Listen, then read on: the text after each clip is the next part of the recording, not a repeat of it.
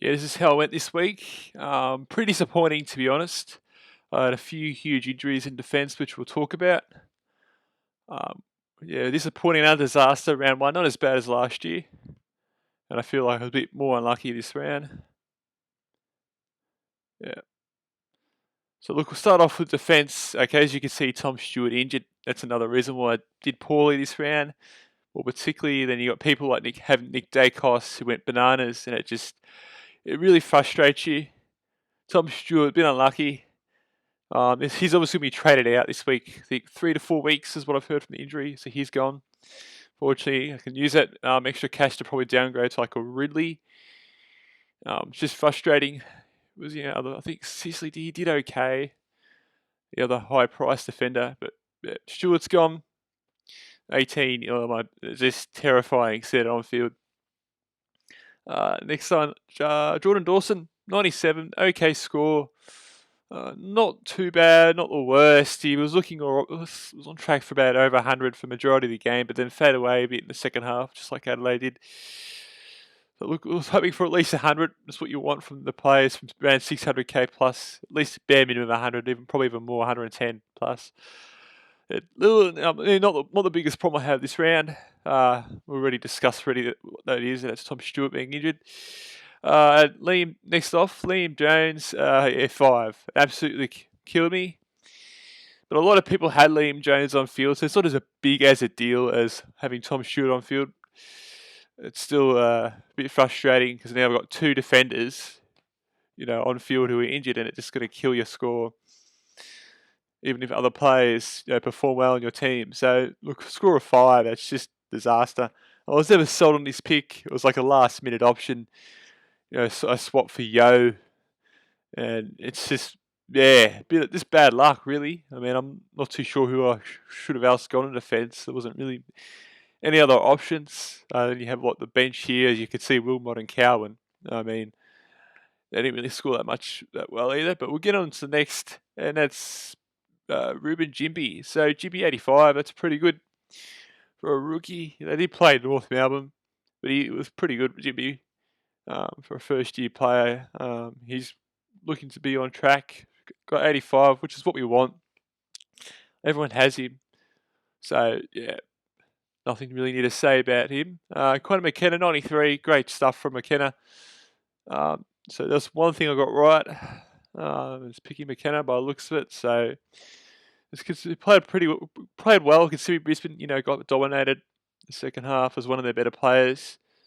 And he averaged around about 80 at Essendon. So, he's better scoring than Liam Jones. So, and he's 60k cheaper. So, probably a better option than Liam Jones. I know Liam Jones scored 114 against that practice match, but it's a practice match against North Melbourne.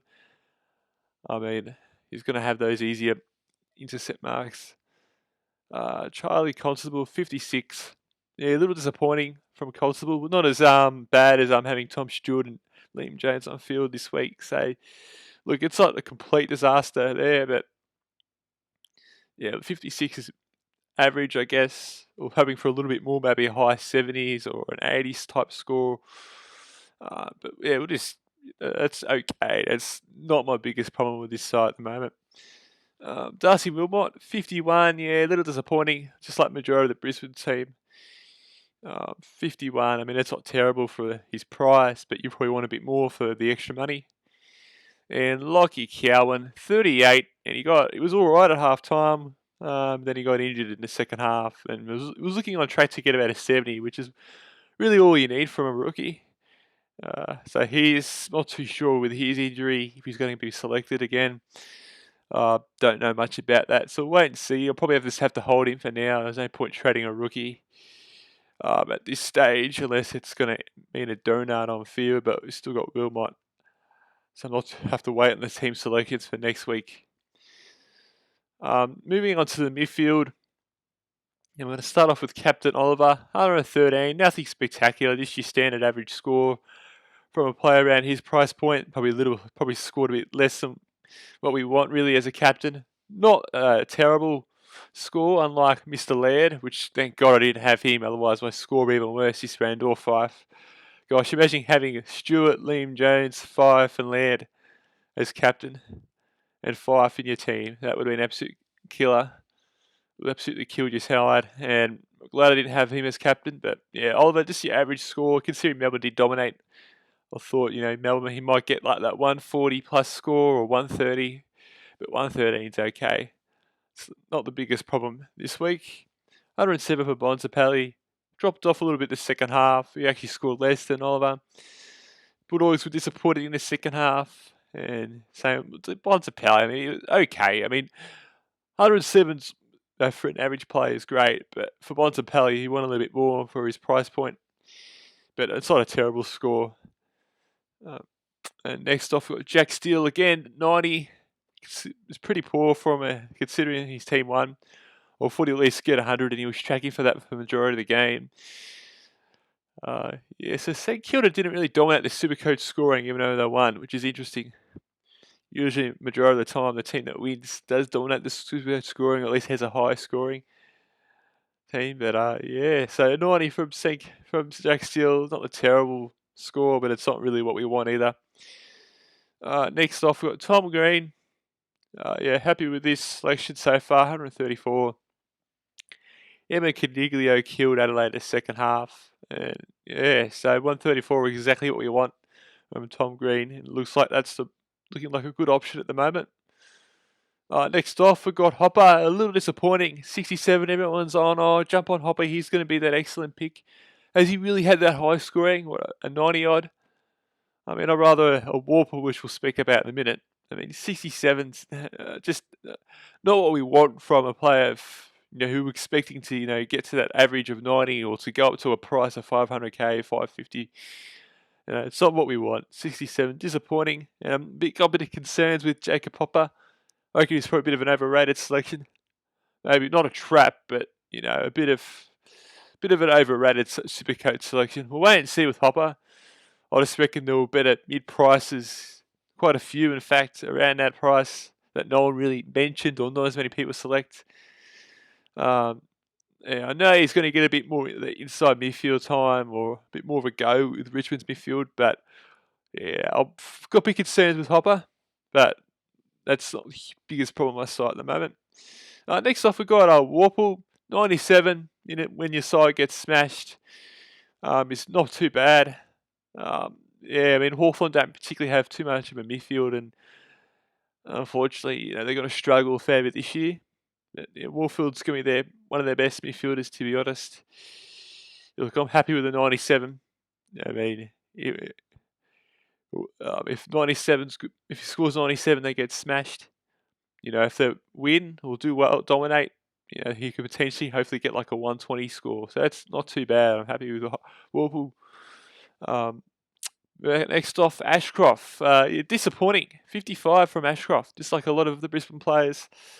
Didn't really light the world on fire. Unlike another rookie, which we'll talk about in a minute. 55. Disappointing.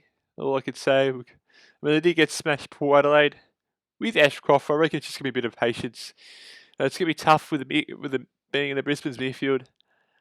And I'm expecting he'll bounce back. And when they play like a weaker side, I reckon he'll score higher. I reckon he'll have a good game. He'll get a decent score, and they'll increase his price.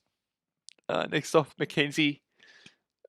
93. Excellent score for his price, considering Hawthorn got smashed as well. Him and Warple did all right. 93. You can't really ask for much more from a rookie, I'd say. So I'm pretty confident in this selection at the moment, but that could change. Oscar Baker, 43. Disappointing from him as well. I mean, he's at a cheaper price points. He probably won a 60 or 70, considering he scored well in the practice match. Again, it was against North, and it was a practice match. It was going to be tougher against, Melbourne's midfield. So I'm not too sure if he keeps his spot, Oscar Baker. Again, we got Will Phillips as well, who, was an emergency and ended up playing and ended up scoring more than Baker. Same with, I think, all my other rookies. Yeah, same with, scored higher than Chaser and Davey, Will Phillips. So it's kind of interesting. So I'm not too sure if he keeps his spot, Baker. We'll wait and see on that. Chaser, 20, disappointing. Yeah, it's not really good for cash generation, Chaser. I'm a bit concerned with this pick. Considering they play North Melbourne too, you're not going to get much more easy opponents than North. There's probably a few other teams that may potentially, are weaker than North, but we'll just have to wait and see again. It's just patience with this. Hopefully he keeps his spot. Next off, we got Alwyn Xavier Jr., 58, decent score, played alright. 58 for 117 is not too bad. We'll make some money with that. Hopefully he gets selected. He should after that performance. Next off, we got the Rucks, and a bit disappointing, a little disappointing from Darcy, 96, considering we got Winston English, who went off, and I'm a disadvantage compared to those coaches who selected them. Look, it's going to be tough for both Marshall and Darcy. Two good ruckmen off against each other. So it wasn't always going to be a high. Weren't really, expected to go bang out. I think Wits had like Laddams, even though Gold Coast lost. He still did well. Wits and English, even though Bulldogs got smashed, he still did all right. So it's one of those situations where I reckon it's more about the rucking against the opponent who you're facing in the ruck. Even though English did play against Gorn, which was interesting. I'm surprised he scored that highly. So concerned with the injury in pre-season with English, and that's why I swapped to Darcy. I still reckon Darcy will score more points overall for the season, but I'll just have to wait and see on that. And Marshall, 80 disappointing. St Kilda did win. So it's always going to be tough against Sean Darcy in the Luke Jackson combo. And obviously we've got Ian Madden as a loophole here, an emergency. Had to bring him in due to budget reasons. Josh Dunkley, moving on to the 4 line here, we've got Josh Dunkley, 108. Yeah, he was looking on track for like a 120, 130 at half time, but this slowly dropped off a bit, just like Brisbane did in the second half. Look, I reckon that's a bit unders what he's going to score for the whole year, average for the whole year. 108's not the worst. If that's one of his lower games, that's good. But yeah, it's just your standard score. Everybody has Dunkley, so I'm not going to go too much more in depth with that. Same with Rosie here, 97. Maybe a little disappointing considering Port Adelaide dominated. A few of the other players stepped up from Port. Do a little bit of concern with Rosie, maybe a little bit. Maybe Horn Francis may chew in that midfield time since he dominated. Rosie, maybe a little overrated selection. People a bit, jumped on a bit too much with Rosie. Because his competition in Caniglio outscored him. I was thinking could have upgraded to a Rosie to a Caniglio who's had a bit more of a history of scoring high over a Rosie who's sort of heading towards more their peak of their career, still, developing a little bit. But, it's only round 1. We'll just have to, be patient again and see how we go in the up and coming rounds. 97 is not terrible, but they did dominate Port Adelaide, so we'll just wait on that. Tim Torino, 103. Look, okay score. Nothing crazy. Nothing terrible. A lot of people have Taranto, so I'm not going to go too much in depth with him. But again, he's just disposal use cost him again, and it's sort of preventing him from getting that 120, 130 scores, which is what we want, and which is the reason why I'm a bit hesitant about this pick. Errol Goulden, 115. Yeah, great, decent score from Goulden. 115's what we want. I mean, they did won pretty easily against Gold Coast, and he played a solid game. So look, he might even be the top 3 forwards at the moment. Forward line for Supercoach. We'll have to wait and see if Max Gawn if he can come in, but looks like Max Gawn went off a bit, so it's a bit disadvantage. Well, if you don't have Max Gawn at the moment, but hopefully he will play a few ordinary games if we get it at a cheaper price. Next off, we've got Flanders, 64.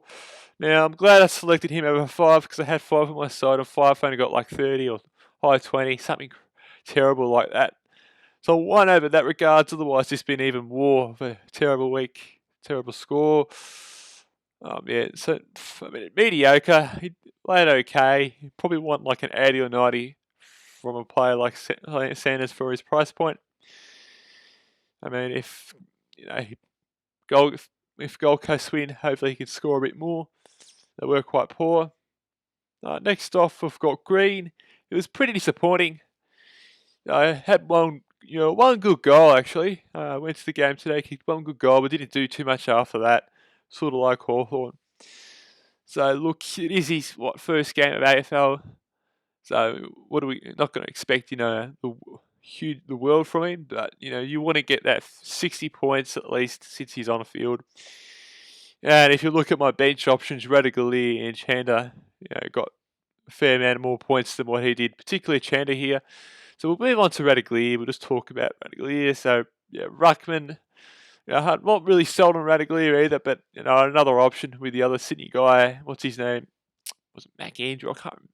One of the Sydney rookie Ruckman not playing. So I might as well bring in Radaglia. Not really sold on him, but he got 55, which is okay for I guess a bench option as an emergency option. Yeah, it looks like he will probably keep his spot now with Tom Stewart going down. So there's some job security for at least a few weeks. So hopefully he might be able to generate some cash as well. And now next off to Chandler, 93, which is outstanding for your first game. I didn't even have him as emergency. I could have swapped him with the Green. Actually worked out the loophole, but 93. Frustrating, so I lose 60 points there. But I think a lot of other people might have had Green on field, or might be in a similar situation. No one would have had Chandler on the field. I doubt it. You play it well in a practice match, Green, but like I said, it's a practice match, and when you get to the real stuff, usually you may struggle a bit more. You're not expecting a player to replicate or redo that performance. So, look, a frustrating first round. That's how it usually is. Last year was actually even worse for me. I think I've been unlucky with the defenders, with particularly Tom Stewart and Liam Jones getting injured, really cost me. Otherwise, I would have had a significantly higher rank, particularly with Tom Stewart, because not everyone has Tom Stewart. And that's what really cost me this week, I found. And having some other people had Sheasel, so he would probably have to be traded in maybe this week. Not too sure who to get rid of, maybe Greeny. Maybe I could use that extra cash from trading out Tom Stewart trading Tom Stewart out to maybe a Ridley or a Dacos. I'm probably going to pick Ridley because I'm an Essendon biased prick, but that's just me. You could probably go either of those two options, or you can go straight to maybe a James Sicily, but you'll get that extra cash with Ridley or Dacos who perform quite well. Even Sicily did okay. But they're at a cheaper price point. So I'll probably, if I was going to do some trades, I'll probably trade Tom Stewart to a Dacos or Ridley at the moment. That's what I'm probably going to do. And I have like 150k. And then maybe we could probably, it all depends on Jones if he's going to be selected and how bad his injury. And say with Cowan, because I might have to train out Jones, and I'm not too sure who else to bring in, because that's a difficult price point. You don't have anyone too much lower who's ideal. You don't have anyone like around a 300 or 400k no man's land. There's no one at that range, unfortunately, other than maybe Yale, who was a reasonable selection. I'm not too sure if Yo plays either soon, so that's going to be a bit frustrating. I'm hoping at least Jones plays. Otherwise, it's going to be a bit frustrating who I'm going to pick. I think Wilmot's might have his spot. And I don't know how long Coward's going to be out. So that's the major concern, is probably with the defence, with the 3 injuries really that happened on the weekend. That's what sort of killed the Supercoach for me this week.